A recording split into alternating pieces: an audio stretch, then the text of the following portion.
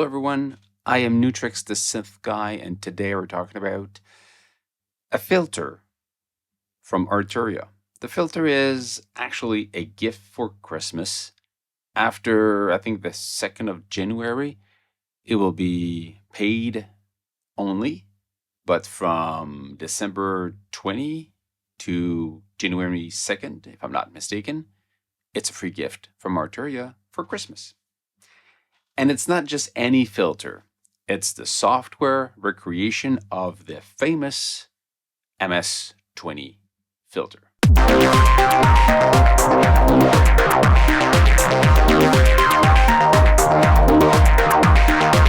Yeah.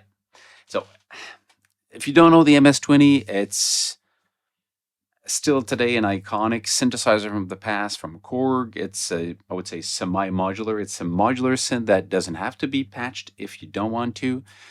But what's cool about it is the fact that the filter has a really, I would say, a nasty sound. It has a greedy sound. It has noise to it.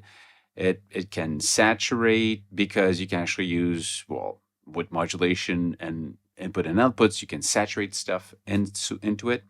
And there was something really cool about the original MS-20 was the fact that you could do envelope following. You could just follow the value of what was coming in to control something like the cutoff point of the filter, for example. So how do you actually use the filter by itself? And is it just a filter? No, it's a filter with modulation, like every other filter that Arturia is releasing.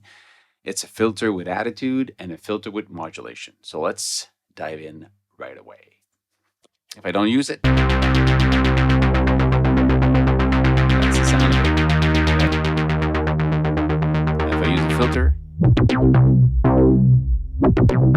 okay, well, it's more than just a filter. Of course, if you just use the filter by itself, you have distortion, a low cut, an high cut, dry or wet. The output, you have the master of the cutoff filter, and we got a low pass and a high pass, and the master controls the two of them. And in relation to where they are, if I put this here, you see, that's the movement, but if I put it closer here, so it's really nice in the way it's laid out. You have the stereo mono. You have the peak, so the resonance for the high pass and the low pass. The output, the movement, so how much it's going to actually use the movement. The effect of it, the effect itself. You have at the bottom two things that are really interesting: clean or dirty. Dirty makes it a little bit more muffled in a way, but makes it more kind of nasty. We can volume up. You hear it. And you have the limit of the resonance. You can say, well, don't limit it. Like any modular device, it can become dangerous in a way if it's on loudspeakers for resonance. So you can say, I don't want to go that route. I want to stop it. Or let's get over it. Let me go to the extreme if I want to.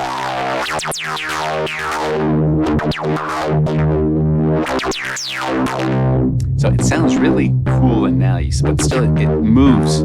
You go, okay, you have this little light here coming on and going from, you see it's moving. There's some value here. So you click on advance, and that's where you have the modulation. That's where the filter becomes alive, because the rest of it's really cool. It sounds nice.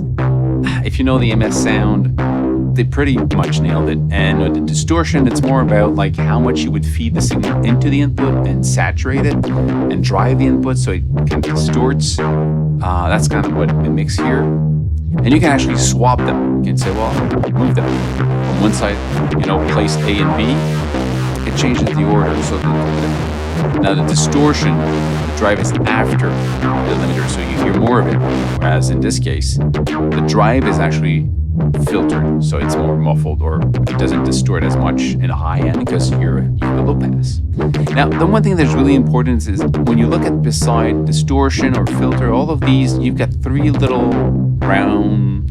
It's not a full circle, but you get these little controls here. Envelope amount, sequencer amount, and function amount. And you have these three modulation sources at the bottom here. You've got an envelope follower, you got the step sequencer, you got a function generator, and then if you bring that down, just click on it, and you can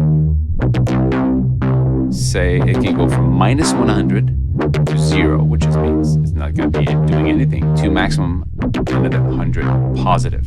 So it just the direction in which the effect will be, the modulation will be affecting the destination. So you can do that for the distortion, the dry wet. You can even do it for the final mix. Let's say we want to go with step sequencer. You go like this. You can draw.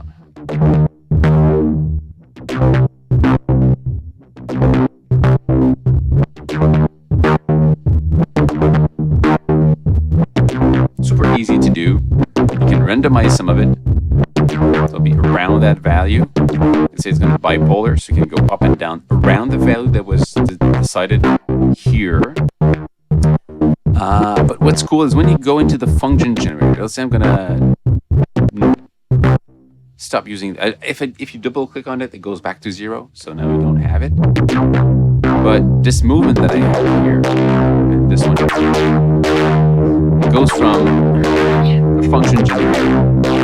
But you can actually change this. You can just draw it where you want.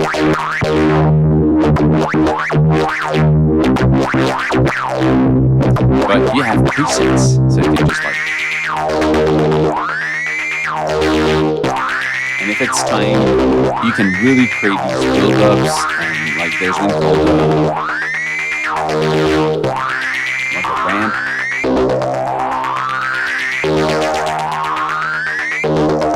So you can really, and again, the rate, you can say it's going to be longer.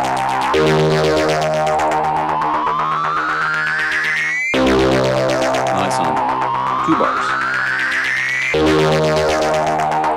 And if I add, let's say I add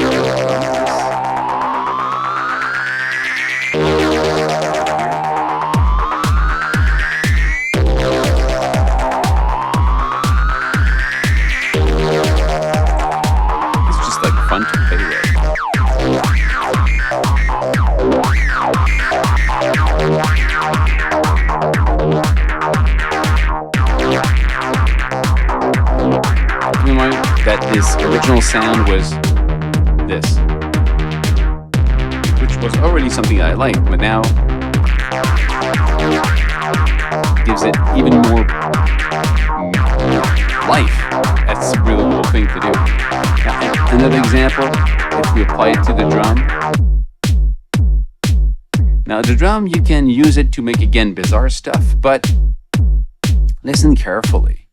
If I turn it off, the kick kind of loses some of the presence. As if I bring it back up, you have more bass, and it kind of resonates. So it's done by the fact that you're adding resonance to a low pass, actually the high pass, which is low, and the low pass, it's also kind of low, and you add some drive to it, and you cut the high frequencies. So it gives you use this more as a kind of an EQ if you want, and compressor by the fact that you're saturating it, so you have that room tone that is really interesting. Other example for the drum, you had, let's say we tried this. Okay, turn it off.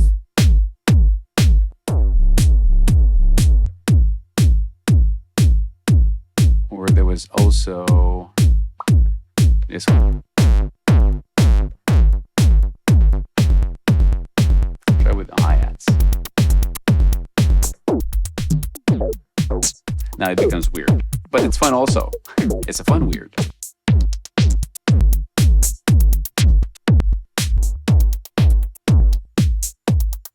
But let's go back to this one. Keep it for this one. Where did I have one also? I think I had this on this one here. If I have something here. So this. Original sound is like that. Okay. Add the filter. So actually I'm going to use this as kind of an evolution of my song. Like, might start the song with this. Later on it becomes like on the breakdown. Goes back to this. And this is basically the same logic. You get the filter, click on the advanced, you see you've got this very fast moving kind of tremolo, but it's a filter happening, and the stereo effect here. If I bring it down in speed, create something else again. It's really, I find it so easy to make something come alive with this. It has that sound that is super nice. Can I have something else here? This one here also.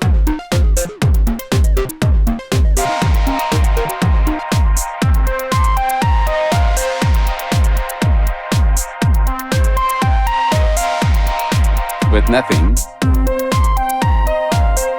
it's still a cool pad sound, but with the distortion, the pad panner, because now we have this modulation here. It plays with the stereo here. Or I could just like again try something else.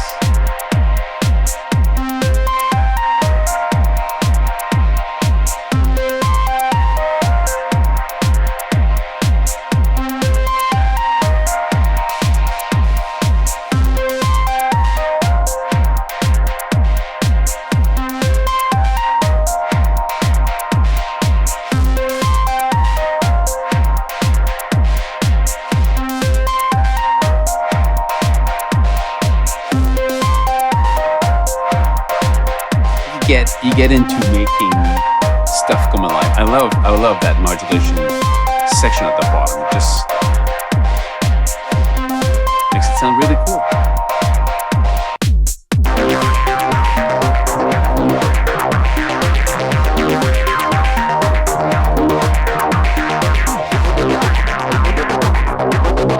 You've got the envelope follower, you've got the sequencer, and you got also the function, which is kind of a weird LFO.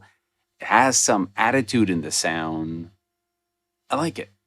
And on top of that, it's a Christmas gift from Arturia. It's free. Go on and take it. Now. I'll wait. Okay, you're back. I guess you put it on pause. That's it. The filter MS-20 from Arturia, a great twist on the original filter of the MS-20. It's greedy, it's nasty, it's aggressive, it's noisy, can be clean, but I don't like it. I like the unclean version. It's just got attitude, and it's fun. That's it. Stay safe, make me music. See you soon. Cheers.